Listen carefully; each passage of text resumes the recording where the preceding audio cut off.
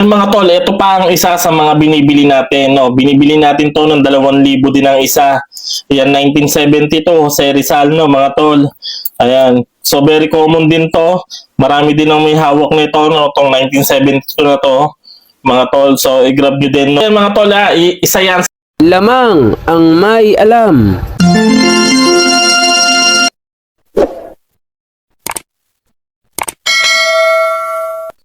Ginto pilak ang ibabaw ko, pag pilatis ng ginto eksperto ko.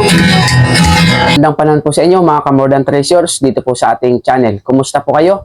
Nawa ay nasa mabuti kayong kalalagayan. Sa video po natin ito ay bibigyan po natin kasagutan ang katanungan ng ating kaibigan. Ang sabi po niya, Idol, totoo ba o legit ba na buyer, coins buyer si Sir Alan? Kasi meron akong 1972 na coins, inalok ko sa kanya, ang sabi, bibilhin daw niya kung ako daw ay nakapalo, like and share at heart sa kanyang mga video. So, sa totoo lang, marami na po nagko-comment, nagtatanong sa aking Facebook page, maging sa YouTube po, tungkol diyan kay Sir Alan na yan. At ngayon ko lang natuklasan, ito din po pala yung vlogger ng 20 pesos error coins, lagpas man ang kwelyo. So tingnan nga pa natin kung talagang totoong legit na buyer ng 1972 ang Sir Alan na kanilang binabanggit. Tignan po natin ang kanyang video. Mga tol, ito pa ang isa sa mga binibili natin. No? Binibili natin to ng 2,000 din ang isa. Ayan, 1972, Jose Rizal, no, mga tol. Ayan. So, very common din to. Marami din ang may hawak nito, no, itong 1972 na to, mga tol. So, i-grab nyo din. No? Ayan, mga tol, isa yan sa binibili natin na common coins. Yung Jose Rizal, 1 peso, 1972, 1973, 1974, no, mga tol. Yan, yung mga year na binibili natin. Common lang yan. Napakadami yan, mga tol. So, sabi niya po doon, siya daw po ay bumibili ng 1972, 1974 sa halaga pong 2,000 o 2,000 ang bawat isa. Tignan niyo po. Binibili natin na common coins. Yung Jose Rizal, 1 peso, 1972, 1973, 1974, no, mga tol. So, ang binibili niya po ay 1972, 1973, at 1974 daw po sa halagang 2,000 ang bawat isa. Yan daw po ay trademark na kanyang pagtulong gamit ang mga barya. Ibig sabihin, binibili niya po yung mga coins na 1972, 1973, 1974 dahil yan daw po ay paraan niya ng pagtulong. Ano po? Ang tanong po natin ganito, gaano ba katotoo na binibili ni Sir Alan Coins Collection ang pisong 1972, pisong 1973, at pisong 1974 sa halagang 2,000. So tinignan ko din po ang kanyang YouTube. Ano po? Ang nakalagay po doon ay Coins Expert. Eksperto daw po siya sa coins. Ngunit ang kanyang binibili ay 1972, 1973, at 1974. Tignan nga natin kung gaano ito ka-expert talaga sa pausapang coins. Okay. Tignan niyo po ito ha, yung video niya. Tignan niyo po. No, mga tol, yan yung mga year na binibili natin. Common lang yan, napakadami yan, mga tol. So, napakadaling hanapin yan. So, basta mapili namin kayo sa comment section, mga tol. Bili namin yan kahit ano yung dala nyo, basta mapili namin kayo, no, mga tol. So, ano pong sabi niya? Bibilhin niya lang yan kung basta ikaw ay mapipili niya sa comment section. So, ngayon lamang po ako nakakita ng buyer. Halimbawa, ako po may mga dalang coins. Halimbawa, ako yung magde-deliver po ng mga coins sa aking bagsakan sa Maynila o sa mga buyer sa pesto.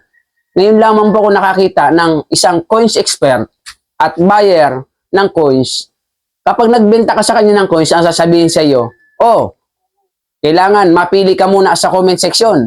Ikaw ba ay naka-follow? Ikaw ba ay naka-subscribe? Ikaw ba ay naka-like? Ikaw ba ay naka-share? Ikaw ba ay naka-comment? Ikaw ba ay pumupuso sa aking mga video? Kakaibang klase pong ano to. Kakaibang klaseng buyer ito. Eh paano kung hindi ka pumapili kahit na po ikaw ay mag-like and share? So sa amin pong bagsakan sa Manila, lahat ng bagsakan po ng mga coins, buyer ng coins, nakapalo ka, hindi ka nakapalo, pero sila po ay hindi mga vlogger, yung mga buyer natin. Basta dinala mo ang coins mo at yan yung coins na binibili, wala nang pila-pila, wala nang pinipili, basta ilatag mo, babayaran po nila, yan po ang tunay na buyer ng coins. So ang paraan po ng kanyang pagbili ay pinipili muna niya, ano po, kung sino ang gusto niyang bilhan ng coins. Pipiliin niya pa po sa comment section, sa dami pong mga nagko-comment, tinignan ko din po. Pinipili lamang po niya, may buyer bang ganun na pipiliin niya lamang kung sino ang gusto niyang bilhan? Wala pong buyer na ganyan. So, yung ganyan pong mga diskarte niya ng pagbili, malinaw na malinaw pa sa sikat ng araw, hindi po yan legit na buyer ng coins na 1972, 1973, at 1974. At 1 million %, wala pong alam sa coins yan. Hindi po yan eksperto sa coins. Yaan po ay nagsisimula pa lamang mamili o mag-aral patungkol po sa mga coins na nabibili. Bakit? Unang-una, wala pong coins na 1973 na Jose Rizal. Ang coins pong Jose Rizal ay 1972 at 1974 lang. Sa haba na po ng panahong pamimili ko, wala pa akong nahawakang piso 1972 at 1974 lamang ang aking nakikita. Wala pong 1973 na piso. Ngunit ang sabi niya sa video niya kanina, bibilhin niya daw po yan ng 2K, yung 1973 at 1972, 1974. Grabing eksperto ito, no? Baka ito po ay eksperto ng sablay. Yun, tama. Baka nga po eksperto ng sablay. Marami kasi nagko-comment sa akin kasi ang nagpasimula po nito ay yung subscriber ko na si Bugoy sa Facebook page. Nag-send po siya ng link. Binuksan ko. Nakalagay doon, video ni Sir Alan. Di ko po kilala yung Sir Alan. Ang sabi niya, Idol, di ba marami kang coins na ganyan? Hindi pala Idol. Ang sabi niya, di ba marami kang ganyan na coins 1972? Ang akala ko, gusto niyang bilhin. Sabi ko, bakit bibilin mo? Sabi niya, pinasa niya yung video ni Sir Alan. Totoo ba, sir, na binibili yan? Tapos nag-reply po ako doon. Ang sabi ko, hindi yan totoo. Pagkatapos nun, ang dami na pong nagbabash sa akin. Kilatis na daw nila ako. Hindi daw ako marunong sa coins. So ngayon, patutunayan po natin. Inahamon ko yung ekspertong nagsasabi na siya eksperto sa coins. Ngunit ang kanyang binibili ay 1972. 1973 at 1974. Kahit gawan po natin ng content. O Sir Alan Pinoy Coin Collection, kung talaga ikaw eksperto sa coins, so hinahamon kita na gumawa tayo ng content. Patunayan mo na talagang legit kang buyer ng 1972, 1973 at 1974. Patutunayan ko sa iyo, walang 1973 na pisong Jose Rizal.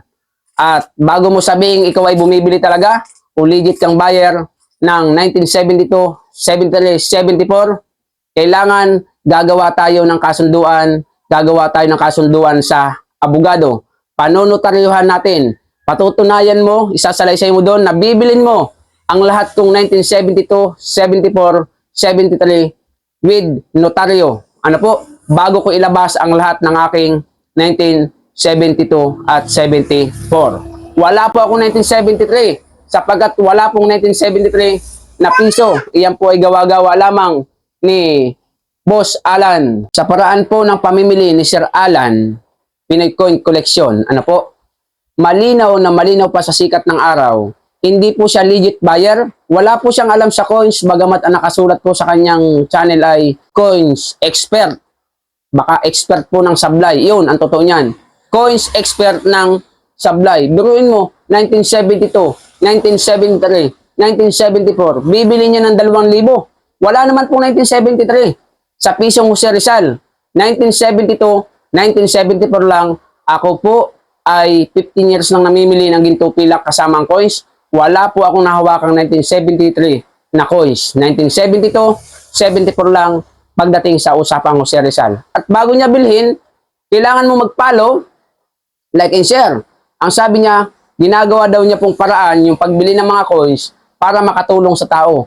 Makatulong o magpahirap sa tao. Magpaasa. Ano po? Bakit? Kasi bago niya bilhin ang coins, kailangan titignan niya yung Facebook mo kung ikaw ay nakapalo sa kanyang Facebook page o nakasubscribe. Tapos tinitignan niya din kung ikaw ay nag-share, nagla-like, comment. Saan ka nakakita ang buyer na titignan pa kung naka-like, share, comment?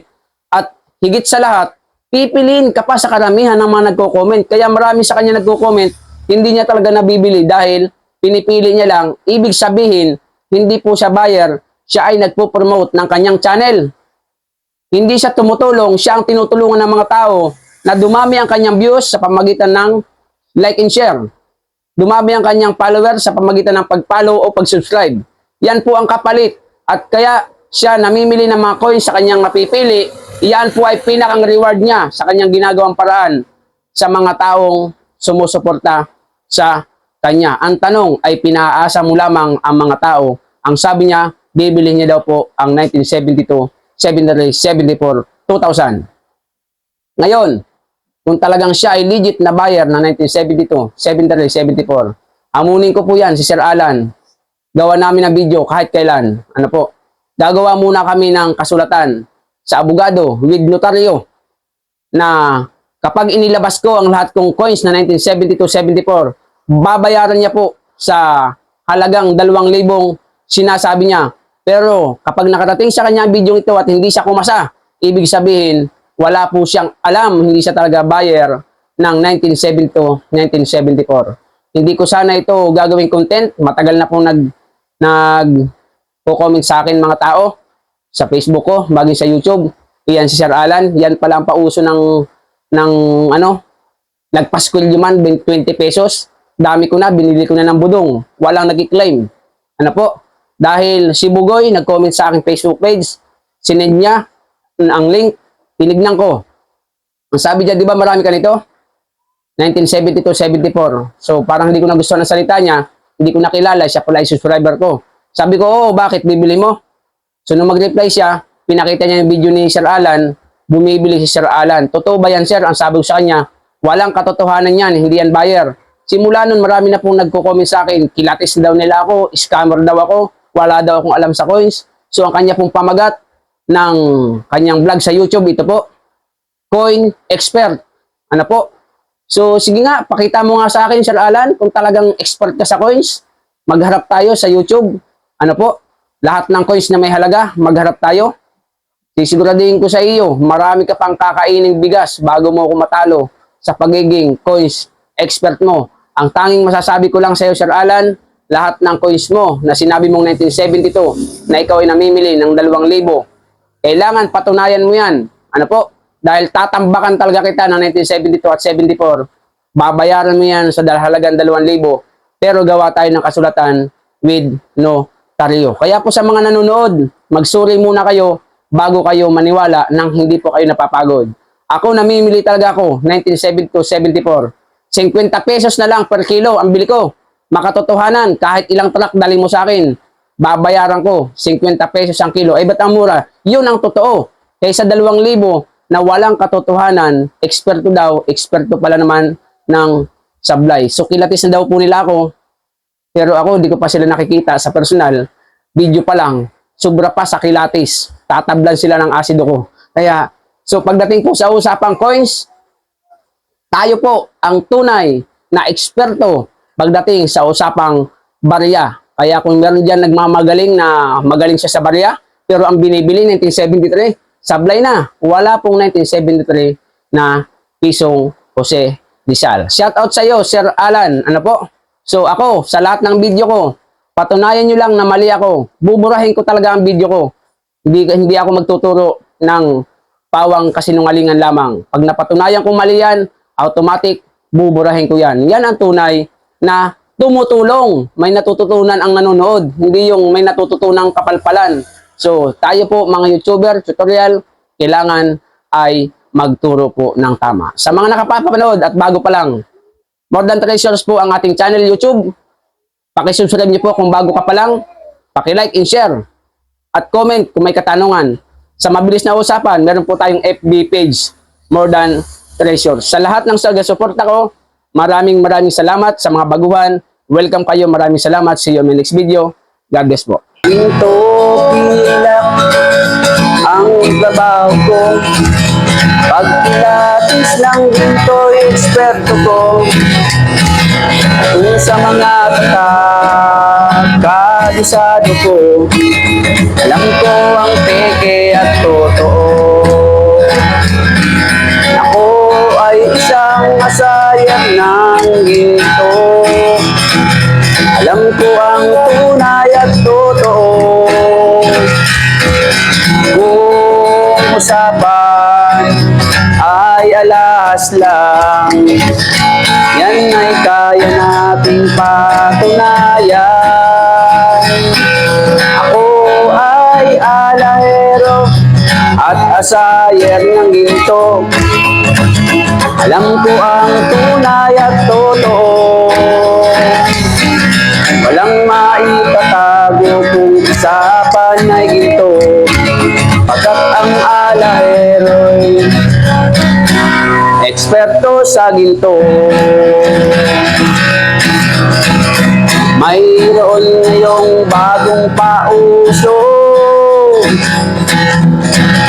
Mahal daw ang bariyang 10 piso. 2001. Ang iba naman ay 5 piso. Ang iba ay 20 peso, lagpas kwelyo. Kung sila'y inyong tawagan, chat mo at kahit reply wala man lang. Pagkat ito ang katotohanan. Sa usapang barya, sila'y walang alam. Dito pilak ang trabaho ko. Pag pilates ng ginto'y eksperto ko. At kung sa mga tatak ay kabisado ko, alam ko ang peke at totoo. Ako ay isang asayer ng ginto. Alam ko ang tunay at totoo. Walang maitatago kung usapan ay ginto. Pagkat ang alahero'y eksperto sa ginto. May mga taong akala mo ay may alam. Sa pagkilatis ng ginto ay nakikialam. Ngunit ang kanilang ginagawang paraan ay napakalayo na sa katotohanan. Ginto pilak ang trabaho ko. Pag pilates ng ginto'y eksperto ko. Kung sa mga katak ay kabisado ko, alam ko ang peke at totoo. Ako ay isang asayer ng ginto. Alam ko ang tunay at totoo. Kung usapan ay alahas lang, yan ay kaya nating patunayan. Ako ay alahero at asayer ng ginto. Alam ko ang tunay at totoo. Walang maitatago kung usapan ay ginto. Pagkat ang alahero'y eksperto sa ginto. Ginto pilak ang trabaho ko. Pag pilates lang ginto'y eksperto ko. Kung sa mga tatak ay kabisado ko, alam ko ang peke at totoo. Ako ay isang asayan ng ginto. Alam ko ang totoo. Walang maitatago kung usapan ay ginto, pagkat ang alahero'y eksperto sa ginto. Pagkat ang alahero'y eksperto sa ginto.